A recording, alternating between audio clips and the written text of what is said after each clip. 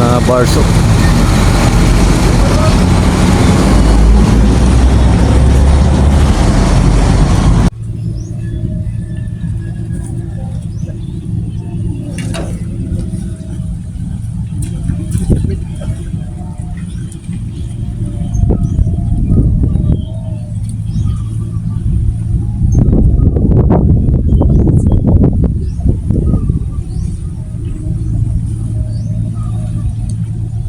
Hello Philippines, good morning once again. Nandito naman tayo sa Davao Beach Club.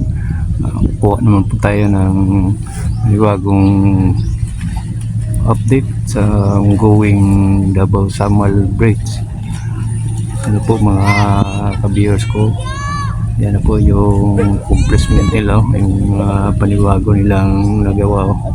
Yan na po mga ka-viewers ko, medyo taas-taas na rin yung compressment nila mga ka-viewers ko. Yan na po, makikita po natin.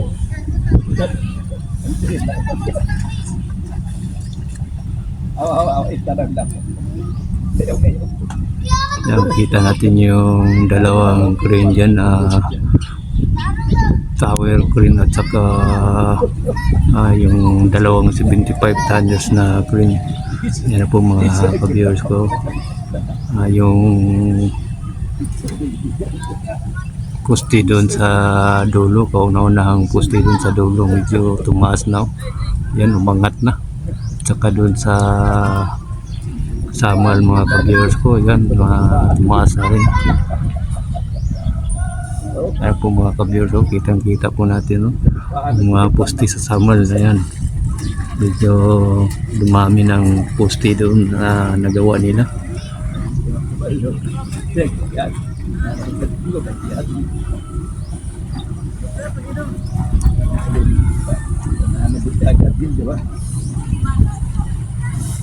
Yan mga ka-viewers ko, yan na po. Itong project na ito, legacy pa ito ni former President Rodrigo Roa Duterte. Isang magandang proyektong nagawa niya dito sa Mindanao. Itong tulay na ito, isa sa pinakamagandang disenyo ng tulay na ito. Pulidong trabaho nila dito mga ka-viewers ko.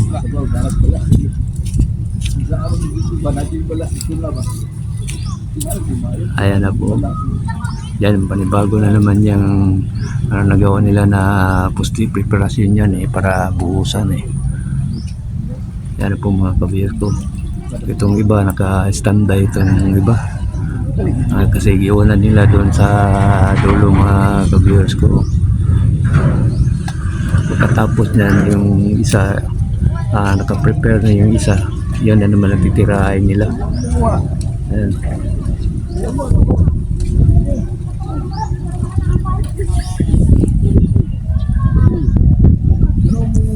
Okay, kung bago ka pa lamang sa aking channel, paki-subscribe na lang po at saka paki-pindot na rin yung notification bell at isalin nyo na rin yung like and share para updated kayo sa lahat ng videos kong gagawin.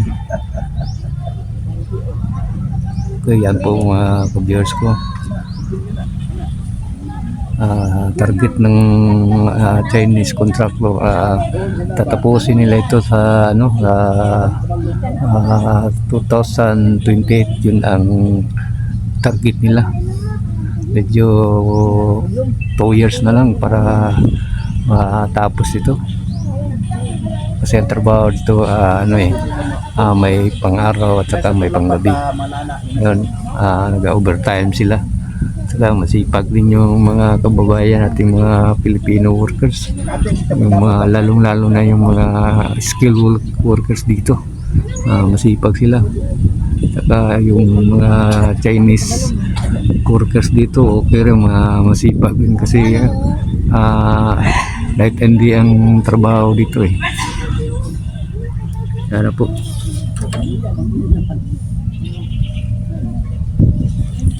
Shoutout nga pala kay Ferdinand Lobaton at saka kay Jun Rosales na nasa Butuan City, at tsaka kay Rewel Rosales doon sa Valenzuela, Metro Manila. Sana nasa mabuti kayong kalagayan.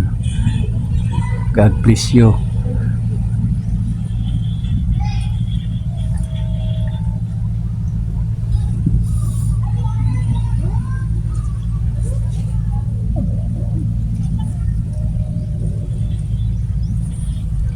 Yan po, napakaganda ng view ng Samal mga ka-viewers ko. Yan po, kita-kita natin, no? Tapos itong dami ng mga investor na papasok dito eh.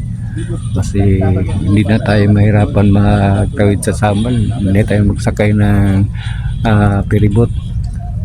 Pwede na nating lakarin, jogging everyday.